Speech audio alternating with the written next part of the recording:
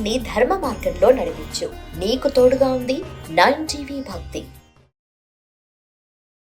మాతృదేవోభవ, పితృదేవోభవ. జీవుడు మరణించిన తర్వాత 11 రోజులు ఏమి జరుగుతుంది అనేటటువంటిది ఒక పెద్ద ప్రశ్న.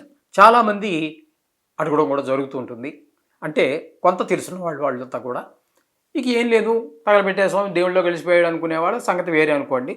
అది ఒక రకంగా మంచిదే, ఎందుకంటే దీని గురించి పెద్ద ఆలోచించరు. కానీ బాధ అయితే ఉంటుంది, ఆ మనిషి మీద ప్రేమ ఉంటుంది.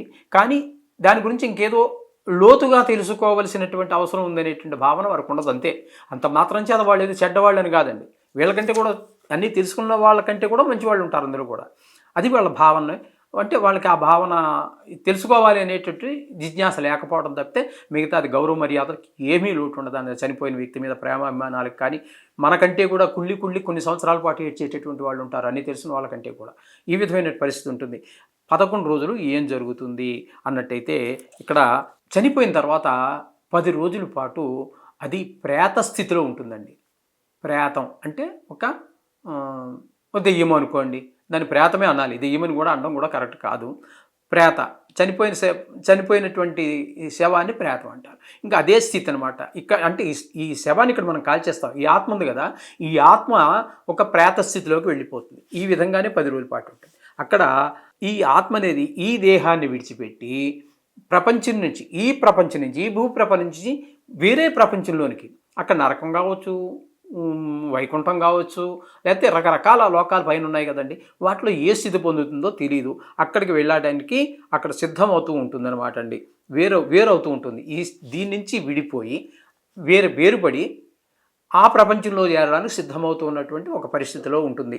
అంతా కొంచెం కొత్తగా ఉంటుంది. ఇప్పుడు చూడండి, కొత్తగా పెళ్ళి అయిన అమ్మాయి ఉంది, పుట్టింటి దగ్గర 16 ఏళ్ళు 15 ఏళ్ళ పాటు ఆడుతూ పాడుతూ వాళ్ళ ప్రాణం ఏంటి, వాళ్ళ ప్రాణం ఈవిడికి వాళ్ళ ప్రాణం కాదు, వాళ్ళకి ఈవిడే ప్రాణంగా ఉండిన అమ్మాయి పెళ్లి చేసి అత్తారింటికి పంపిస్తుంటే అక్కడ ఎలా ఉంటుందని ఒక రకమైన తీపి కలలు, ఒక రకమైనటువంటి భయము, అక్కడ ఏం జరుగుతుందో తెలియదు కదా. ఈ రకమైనటువంటి ఒక విచిత్రమైనటువంటి మనస్తత్వంతో కూడుకుని ఉంటుంది అమ్మాయి కూడా. అదేవిధంగా ఇప్పుడు ఇక్కడ ఇంచుమించుగా 70 ఏళ్ళు 80 ఏళ్ళు 100 సంవత్సరాలు గడిపినటువంటి వ్యక్తి ఈ శరీరాన్ని వదిలి మళ్ళీ ఇంకో వేరే లోకంలో, అది నరకం కావచ్చు, స్వర్గం కావచ్చు, ఎక్కడికో వెళ్తున్నాడు. మరి ఒక శరీరాన్ని కూడా దాల్చబోతున్నాడు. ఆ స్థితి కూడా ఇంచుమించుగా అంత గజిబిజిగా గందరగోళంగా, మొత్తంగా మంచి జరుగుతుందో చెడ్డ తెలుస్తుంది, సంతోషం పక్క ఆనందం పక్క కలిసినటువంటి ఈ సంతోషము, ఆనందము, భయము, ఈ మూడు అన్నిటితోటి కలిసినటువంటి ఒక ప్రత్యేకమైన భావంలో అలా గడుపుతూ ఉంటాడు. ఇక ప్రేతావస్థలోనే ఉంటాడు ఈ 10 రోజులు కూడా. ఇక ఈ 10 రోజుల్లో కొన్ని పాత జ్ఞాపకాలు ఉంటాయి. ఈ దేహం పట్ల వదిలేసినటువంటి దేహం, ఈ శరీరం ఏదైతే ఉందో, కాల్చబడిందో, ఖననం చేయబడిందో, ఆ శరీరం మీద కూడా మమకారం తగ్గుతూ వస్తుంది. అక్కడ ఈ 10 రోజుల్లో మెల్లిగా కొంచెం దూరం, రోజు పెరిగి దూరం, భూమికి దూరంగాను, వెళ్ళబోయే లోకానికి దగ్గరగాను, యమలోకానికి మొట్టమొదటి వెళ్ళవలసింది యమలోకానికి. కాబట్టి అక్కడికి వెళ్ళే లోపల రోజుకి దూరం పెరుగుతూ ఉంటుంది. మనకు ఉన్నటువంటి వీళ్ళకి మమకారం కూడా అయిన వాళ్ళ మీద కావచ్చు, ఈ దేహం మీద, చనిపోయినటువంటి కాల్చబడినటువంటి దేహం మీద కూడా మమకారం తగ్గిపోతూ అలా వెళ్తూ ఉంటుంది, సిద్ధమవుతూ ఉంటుంది యాత్రకు వెళ్ళడానికి. ఇది 3వ రోజు జరిగేటటువంటిది. ఇక 4వ రోజు నుంచి ప్రతిదినం కూడా మనము రోజు వాళ్ళకి ఆ చనిపోయినటువంటి ఆ ప్రేతాత్మకి తిండి దొరకడం కోసం ప్రతిరోజు పిండ ప్రదానం చేస్తూ ఉంటారు, తిల తర్పణం వదులుతూ ఉంటారు. వారికి దాహం తీరడానికి మళ్ళాగా మంచినీళ్ళు, కోకోకోలో లేకపోతే థమ్సప్ తాగితే వాళ్ళ దాహాలు తీరవండి. తిల తర్పణం అనేటటువంటిది ప్రత్యేకత అదే. ఈ ప్రేతాత్మ రూపంలో ఉన్నటువంటి వాళ్ళకి తిల తర్పణం, తిలలతో తర్పణం అంటే తృప్తి చెందించడం, దాహం తీర్చడం కోసం ఈ తిలలు కలిపితేనే వాళ్ళకి దాహం తీరుతుంది. అందుకే మనం అమావాస్య తర్పణాలు వదులుతుంటాం. ప్రతిదినమూ తర్పణాలు వదిలే వాళ్ళు ఉన్నారు, ఓన్లీ తద్దినాలకు మాత్రం వదిలేవాళ్ళు ఉన్నారు, పర్వదినాల్లో వదిలేవాళ్ళు. అలా కాకుండా వీళ్ళకి వారు ఏ స్థితిలో ఉన్నప్పటికీ కూడా పితృదేవత స్వరూప సంబంధమైనటువంటి వాటన్నిటికీ కూడా తిల తర్పణాలే మనకి ముఖ్యమైనటువంటి. ఈ విధంగా వాళ్ళకి తర్పణ వదలడం, ఇవన్నీ కూడా 10వ రోజు వరకు మనం చేసుకుంటూ వెళ్ళిపోతాం. ఈ విధమైనటువంటి పరిస్థితి ఇక్కడ మనకి 10 రోజుల పాటు ఈ జీవుడికి జరిగేటువంటి పరిస్థితి. ఈ 11వ రోజు అనేది చూసారా, ఇది చాలా 24 గంటల తర్వాత ఈ ఆత్మ తిరిగి వస్తుంది అని చెప్పేసి కొంతమంది చెబుతూ ఉన్నారు. ఎందుకని అంటే కొంతమంది మనకు గరుడ పురాణంలో కూడా మనకి ఆ విషయం కనిపిస్తుంది. ఈ 11వ రోజు ముఖ్యమైనటువంటిది. ఎందుకని అంటే కారణం ప్రేత రూపం పూర్తయిపోయి ఇప్పుడు మనం 10 రోజులు ప్రేత రూపంలో ఉంటుందని చెప్పుకున్నాం కదండి. ఈ ప్రేత రూపాన్ని వదిలేసి సూక్ష్మ శరీరంలోకి ప్రవేశిస్తుంది. సూక్ష్మదేహం అది చాలా చిన్నగా ఈ బ్రొటనవేలంత అనుకోండి. ఈ బ్రొటనవేలు ఈ మొదటి భాగం, ఓకే, ఈ కడుపు, ఈ పై కడుపు ఏదైతే ఉందో ఈ సైజులోకి వచ్చేస్తుంది, సూక్ష్మదేహంలోకి సిద్ధమైపోతుంది. ఈ కర్మలన్నీ కూడా ఇప్పటి నుంచి ఏకదశాహినిక అంటే 11 రోజుల నుంచి చేసేటువంటి కర్మలు 3 రోజులు ముఖ్యంగా ఇవి. ఇప్పుడు ఈ 10 రోజులు ప్రయాణంలో ఉన్నారైనా ఇప్పుడు ఆ ప్రేత ఇప్పుడు ఏకాదశి నుంచి 3 రోజుల పాటు మనకి ఈ రకమైనటువంటి కర్మలన్నీ చేస్తూ ఉండాలి. ఈ కర్మల ద్వారా ఇప్పుడు ఏవైతే చేస్తున్నామో 11, 12, 13 ఇక్కడ పాప పరిహారం అవుతుందన్నమాట. ఈ కార్యక్రమాల ద్వారా పాపం ఇంతవరకు ఆయన చేసినటువంటి పాపాలు ఉన్నాయి కదా అవి పోతాయి. అలాగే ఇక కొన్ని పుణ్యాలు కూడా లభిస్తూ ఉంటాయి ఈ పాపాలు పోవటానికి. అక్కడ రకరకాలైనటువంటి నరకాలన్నీ కూడా మనకి నరకంలోనే రకరకాలైనటువంటి నదులు, రకరకాల శిక్షలు అన్నీ ఉంటూ ఉంటాయి. వాటిలోంచి మనం కూడా బయటికి ఒకటి దాటుకుంటూ ముందుకు వెళ్ళాలి. కాబట్టి అక్కడ ఆ నదిని దాటడానికి గోదానము, అలాగే కొన్ని పరిహారాలకి భూదానము, బంగారం దానము, రౌప్యం అంటే వెండి దానము, ఇట్లా కొన్ని తప్పులకి శనిదానం పరిష్కారం అవుతుంది, కొన్నిటికి ఉప్పు దానం అవుతుంది. ఈ విధంగా వస్త్రదానం ఉంటుంది, అన్నదానం ఉంటుంది.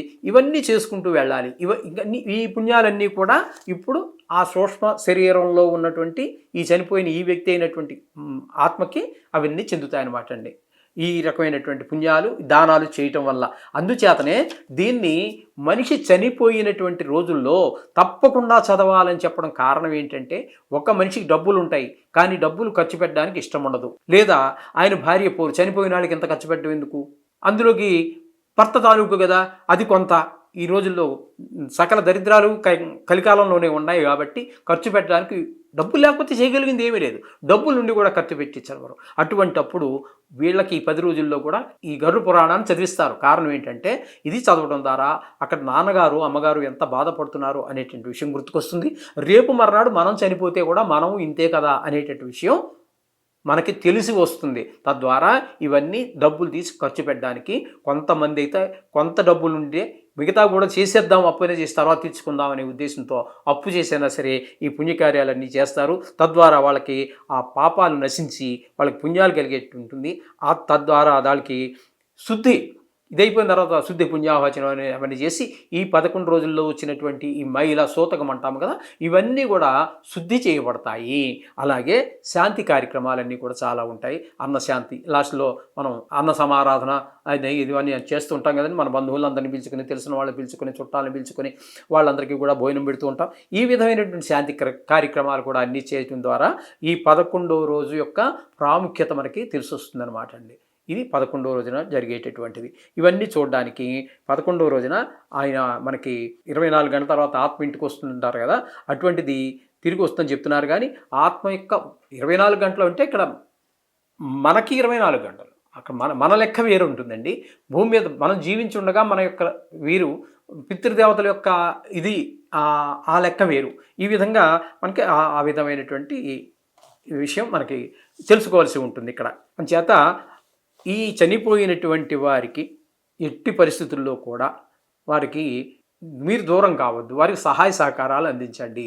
ఈ చనిపోయినటువంటి వారికి శ్రద్ధాంజలి ఘటించడము ఇవన్నీ కూడా మనం చేయవలసినటువంటి పనుల్లో ముఖ్యమైనటువంటి కార్యక్రమాలు. అంచేత అందరూ ఆచరించండి. ఆ చనిపోయినటువంటి వారికి మోక్షాన్ని పొందించండి. అలాగే రేపు మర్నాడు ఎవ్వరూ శాశ్వతం కాదు. మనం పోయినప్పుడు కూడా 10 మంది వస్తారు.